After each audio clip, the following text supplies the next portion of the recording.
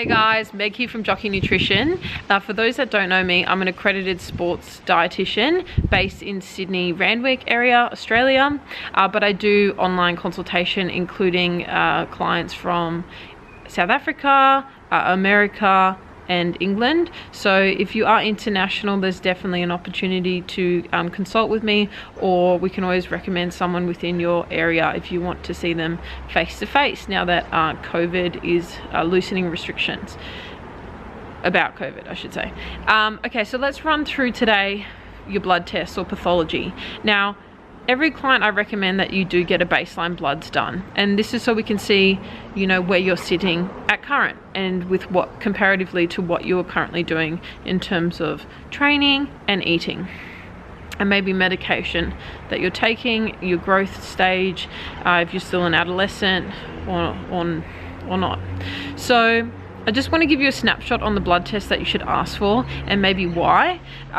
Again, in Australia, and I'm not so familiar with South Africa or England, but in Australia they have to go for an annual medical. So every year I want you to ask your doctors that they do the full screening, because they won't necessarily do or put down the blood tests on your pathology form because it costs Medicare money, so they will try and limit what we need tested. Now, you're a weight class athlete, and for many of you, you have an eating disorder or disordered eating, even if it hasn't been diagnosed, okay? That's just, you know, if you're eating one meal a day, you've lost your menstrual cycle, or you're excessively sweating, that is, you know, disordered eating and / lifestyle, okay?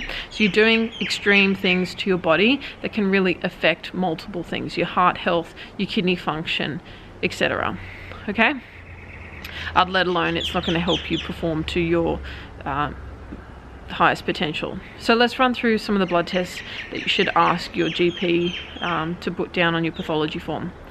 Number one, serum chemistry. It's got your electrolytes in there, so we can see, you know, how much fluid you've lost, maybe salt, or if there's any abnormalities in there. Also, your liver function test will be in there, your cholesterol, your kidney function. So if there's any issues with your kidneys, we can see the filtration rate in that serum chemistry panel, among other things, okay, or protein breakdown. Then you would also ask for a full iron study to be done. Your stored iron and your iron in your serum will be on that, and we can see if you have a deficiency and whether that might be related to not eating enough in your diet, or you're actually utilizing more and not meeting your requirements through your diet. So when I say that, I mean, you know, are you a female? Are you menstruating? Do you have a heavy period? Or do you run a lot? Is that your cardio form when trying to lose weight? So you're running 30 minutes an hour daily. Well, then you're manually breaking down those red blood cells. So you're going to be churning through your iron far quicker. And if you haven't been mindful of that, your iron will drop, and then you'll feel lethargic and tired, and you probably have broken sleep. And that's not ideal as a professional athlete. Another thing that you'd get tested is, well, in terms of the nutritional bloods, you do your vitamin D. Now, as jockeys, you're shift workers, you're commonly covered, you start at the crack of dawn, you wear silks at the races, you might be wearing sunscreen. That's all going to affect your vitamin D, and you're likely to be vitamin D deficient. Now, with the vitamin D deficiency, it can result in low mood compared to your normal self, and it can affect your bone health, okay? So it can weaken your bones. Not ideal for the type of sport that you are involved in. You know, you're at risk of falls on a racehorse, and so you want to limit the risk of fractures and breaks. So you want to check your vitamin D. If you have dark skin as well, or you tan really easily, you then have to be in the sun longer to produce the same amount of vitamin D as you would have with lighter skin, okay? So someone with very fair skin produces vitamin D far quicker than someone with dark skin. When I worked in the hospital, in the bariatric clinic at Westmead, you know, most people who are Lebanese, Egyptian background, Pacific Islander, Indian, all deficient in vitamin D, irregardless of their age. So definitely have your vitamin D tested. I know that for many physicians or GPs, they're trying to not put that on the pathology form, because I think it's a $25 cost through Medicare, but you know, tell them you're a professional athlete, you're a weight class athlete, you fall at speed and height off a horse, so it's really important that we look at the markers that affect your bone health. Okay, so push for it, advocate to make sure they put that on your blood form. Vitamin B12, you want to get that put on your blood test. You know, that's vitamin B12 and the stored form active B12, especially if you're vegan. Okay, so as I said in my alternative milks video, vitamin B12 is only found in animal sources.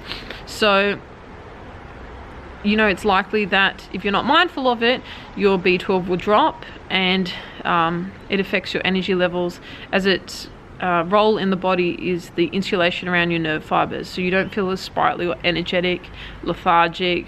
You can also have memory loss. So you want to have your B12, vitamin B12 tested. If you have low vitamin B12 and you're not vegan, you could be a person that is predisposed to a family or genetic thing within your blood where you have this thing called low intrinsic factor. So B12, when you eat foods high in B12, for B12 to be absorbed, there's this little thing inside your stomach acid called an intrinsic factor, and without that your B12 won't be absorbed. So some people have low intrinsic factor, so they naturally will have a deficiency in terms of vitamin B12. So that could be you, or as a jockey, if you're only eating one meal, or you know, you're not eating you know, animal sources throughout the day on a regular basis, you know, that can affect you as well. So the type of sport or how you're trying to meet weight can also affect that. Okay, so we've done serum chemistry, we've done full iron panel, vitamin D and B12. You'd get your full blood count done to look at your hemoglobin and neutrophils. You'd get your thiamine done if you've been starving yourself for some time and you've lost a lot of weight.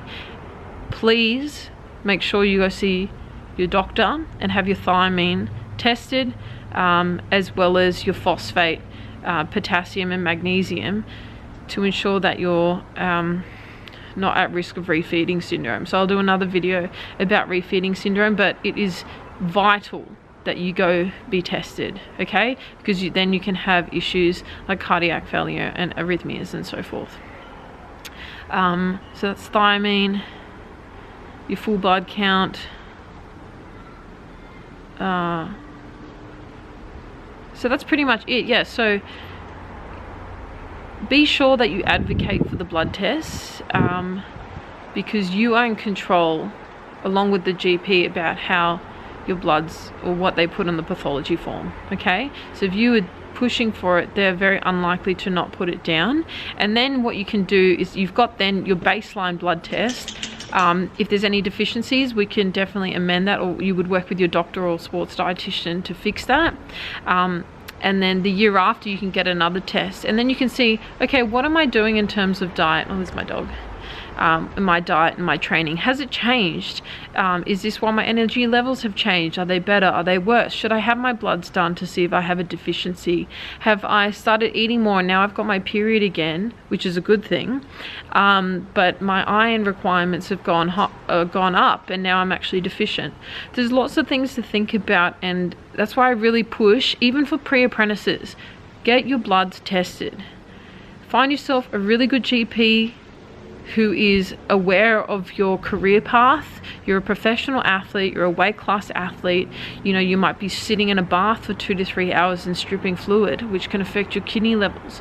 So you want them to help you track through your pathology, as well as your resting heart rate and blood pressure, to ensure that they medically manage you and do their job and reduce the risk of short and long-term health outcomes for you. And that's also going to help to improve your performance. So if your energy markers like iron and B12 are low, it's very unlikely you're going to feel energetic, sharp, you know, onto things when performing. So that's my recommendations. Definitely go have your bloods done, and with your annual medical screening. Ow, I just got bitten by a mosquito. Your annual screening.